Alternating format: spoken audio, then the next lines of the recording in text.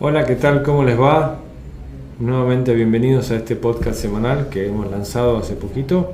Hola Walter, ¿cómo estás? ¿Cómo andás, Carlos? ¿Qué decís? Tercer capítulo. Tercer capítulo, venimos muy bien, nos vienen consultando bastante bien, así es que en base un poquito a las consultas de ustedes y a lo que nosotros conocemos del mercado, vamos a ir agregando material para que semana a semana tenemos cosas de interés. Hay una intriga, me mandaron algunos mensajes donde grabamos. Ah, sí. Bueno, no es un estudio de grabación porque esto está empezando de a poquito, pero estamos en las oficinas nuestras, acá en Mansilla y Pueyrredón, Mansilla 2513. El que nos quiera visitar para cualquier consulta, lo que sea, estamos acá, lo vamos a recibir acá y vamos a comenzar el 2023 en las nuevas oficinas en Palermo. Ok. Así que de a poquito nos vamos agrandando. Muy bien, perfecto. Así que bueno, nada, Bien por la buena noticia. como para darle un contexto a dónde estamos. Exactamente. Recoleta, pleno Recoleta. Exactamente. Bueno, hoy lo que nos parecía interesante tocar como tema es cómo se hace una tasación. O si querés, ¿puede hacer una persona estándar una tasación? Claro, mejor dicho, como para que sea interesante. No como hacemos, o sea, sí como hacemos nosotros una tasación, pero le vamos a dar un giro como para que cualquiera lo pueda hacer, dueño directo, dueño vende, como sea. Claro. ¿No? Claro, porque en realidad acá la cuestión es saber contar con las fuentes de información mejor o suficientes para poder hacer este trabajo. Que esa es la parte difícil. Pero la parte metodológica, o sea, cómo es el proceso, no es lo complicado. Nosotros, por ejemplo, para que ustedes lo sepan, tenemos un par de planillas, pero les recomendaríamos que bajen una planilla que está en el Tribunal de Tasaciones de la Nación con con un texto, con una serie de procedimientos que hay que hacer para lograr conseguir todos los datos para hacer un relevamiento de este tipo. Nosotros le llamamos muchas veces análisis comparativo de mercado, pero en realidad sigue siendo una tasación. ¿Y cómo se hace una tasación? ¿Qué te parece? ¿Por dónde empezaríamos? Yo creo que debe ser para dueño vende, o sea, cuando alguien quiere poner su propiedad a la venta sin inmobiliaria, debe ser uno de los primeros bloqueos. Bueno, la taso. ¿Y ahora?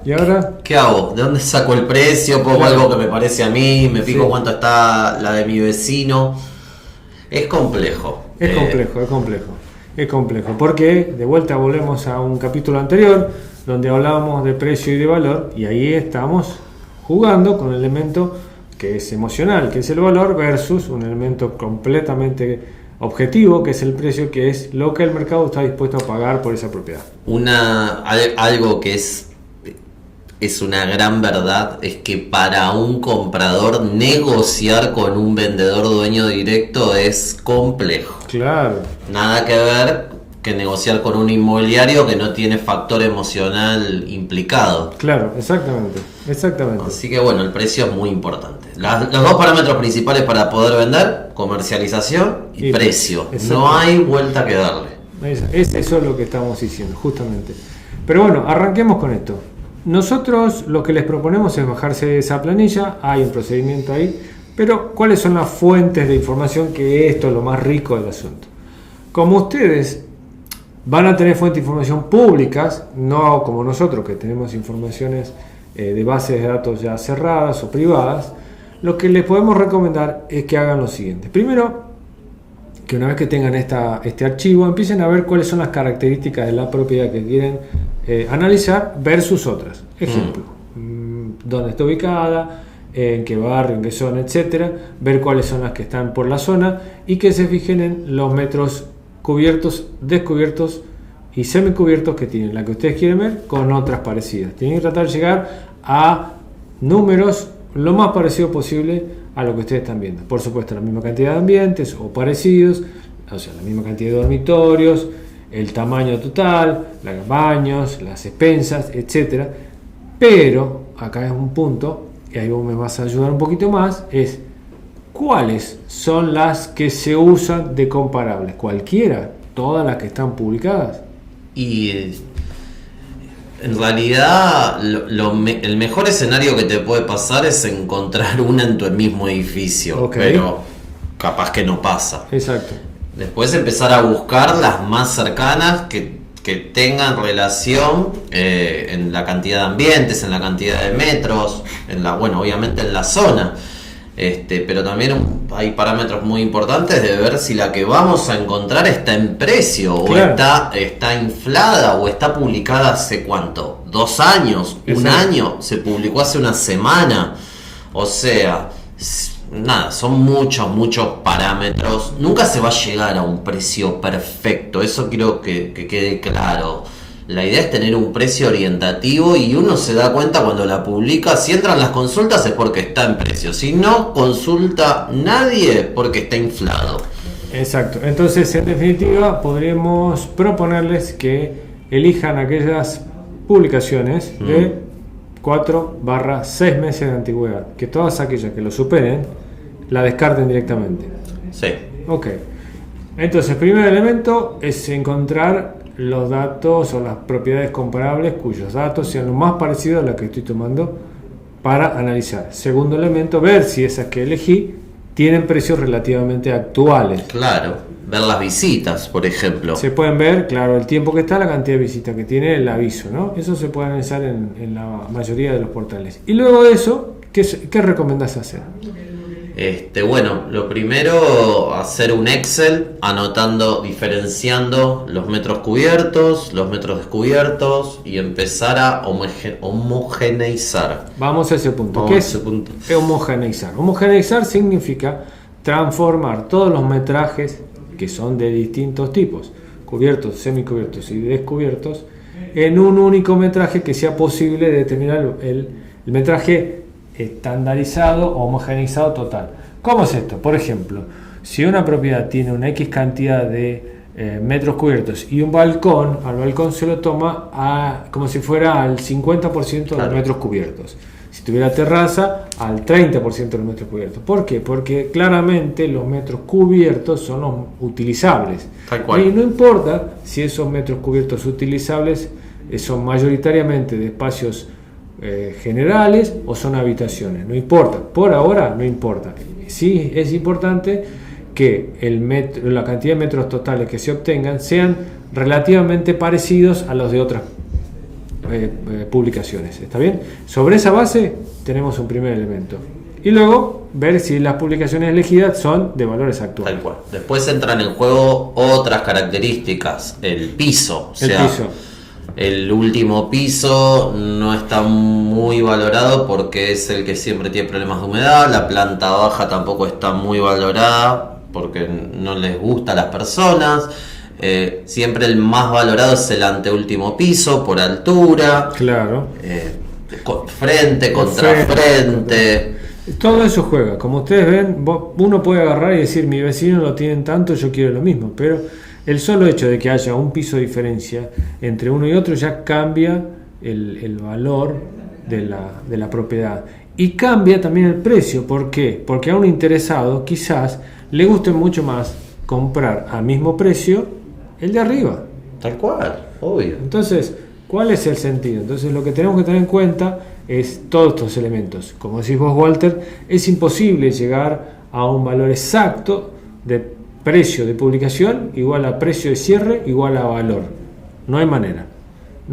Pero sí es claro que una buena tasación hecha profesionalmente puede lograr llegar a un valor muy cercano al precio de cierre y muy cercano al precio de publicación, que lo más importante que genera este punto es bajar el nivel de ansiedad, de tensión y de estrés para el propietario vendedor, porque él sabe que está en un rango acotado. Claro, me ponía a pensar, ¿no? También que hay algunas cosas que entran en la tasación que no tienen que ver propiamente con el departamento, digamos que es un departamento en un edificio, sino con el edificio. También como puede ser un edificio que tiene pileta, por ejemplo. Y capaz que tenemos 2 departamentos iguales, o sea, mismo metraje, mismo piso, frente y todo, pero uno está ubicado en un edificio sin pileta y el otro en un edificio con pileta. Entonces acá entra la percepción de valor, ¿no?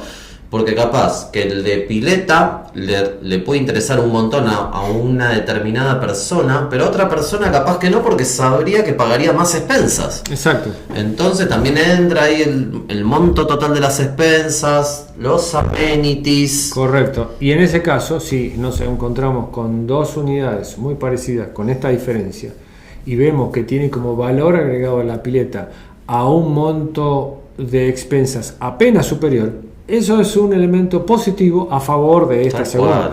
Entonces, fíjense que parece simple, pero lleva un montón de datos que hay que tener en cuenta. Y la clave, de nuevo, es la fuente de la información.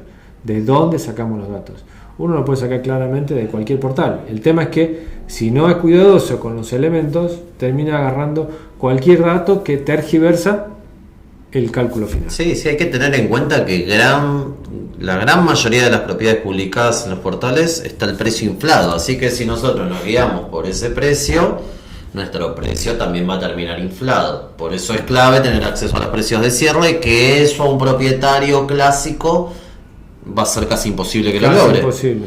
Entonces, bueno, nada. Pero sí puede hacerse una idea de valores de publicación y ver si su propiedad, o al menos el valor de su publicidad o de su propiedad en base a precio de publicación, está dentro de un rango relativamente aceptable para él. Se me ocurrió que también un propietario podría llegar a ese precio de publicación, digamos, y lo que haría, como va a ser algo tan importante en su vida como venderse un mueble, hacer un seguimiento, ¿no? De 1 o 2 meses, elegir propiedades similares y ver si siguen publicadas, si están teniendo visitas, si salieron de publicación porque se vendieron, como para analizar si esos precios que él usó como comparables tuvieron buen resultado. Pero bueno, es un trabajo, ¿no? Es un trabajito, por ejemplo, un trabajito no menor que nosotros hacemos, se los dejamos como un buen tip, es lo siguiente. Si lo que vos estás tasando es tu propiedad donde vos vivís y justo se da la casualidad que en la zona o en tu mismo edificio se está vendiendo otra, acá tenés una fuente de información que te la dejo, que parece una pavada, pero es importante. ¿Sabés dónde podés conseguir más datos? En el encargado. Porque el encargado te va a saber decir con cierta certeza la cantidad de gente que lo visita. Saben todos los encargados. Son unos genios. Entonces, vas a ver la cantidad de gente que lo visita al departamento publicado y de esa manera vos vas a poder determinar si el precio que está publicado de ese departamento tiene consultas. Y eso es fundamental porque es señal de que hay interés. Sobre esa base ya puedes hacer todos tus análisis y calcular tu propio precio. Sí. De nuevo, si quisieras estar más seguro sobre lo que vas a hacer y cómo trabajar la propiedad, cómo publicarla y demás, lo que aconsejamos siempre es lo de siempre: consultar a un matriculado, consultarnos a nosotros, desde ya te podemos colaborar, pero sí lo podés hacer un poco vos para ir dándote una idea. Y si quizás está fuera de lo que vos esperás, quizás no sea el momento, o quizás sí. Capaz. Y otros consejos, como para ayudar al que quiere publicar solo, digamos, no es solo el precio, es tratar de pagar la mejor publicación de Zona Prop, de Argenprop, de Mercado Libre, y no solo eso, usar fotos profesionales, videos profesionales, algún recorrido 360, algún plano digital. Sé que puede sonar esto, wow, es una locura. Hay lugares donde se puede hacer y te hacen todo, y es una inversión, pero bueno, hoy las ventas se dan por internet, y si lo que ve el posible comprador no está bueno, no lo va a ir a visitar, porque hay infinidad para que elija. Hay infinidad. Así que no es solo precio, es solo comercialización. Y después, en un futuro podcast que les vamos a dar, les vamos a contar algunos secretitos que son importantes sobre cómo es el aviso, más allá de lo que está hablando Walter, que lo venimos insistiendo capítulo a capítulo sobre cuáles son los valores agregados que tiene que tener el aviso, pero sí un elemento no menor que les va a parecer una pavada, pero es importante: la redacción. Vamos a tratar en un futuro sobre cómo redactar un aviso, que parece simple, pero créanme, hay varias escuelas. Hay varias escuelas de redacción, parece una pavada, pero es muy importante, porque si ustedes se ponen a pensar, es cómo buscan ustedes, cómo hace Google para encontrar algo. Con una redacción, uno pone tal cosa, palabras claves, tal cual. Bueno, no los extendemos mucho más a esto. Gracias, Walter, como siempre. Gracias a vos. Nos vemos la próxima semana. En el próximo. Chao, chao. Chao.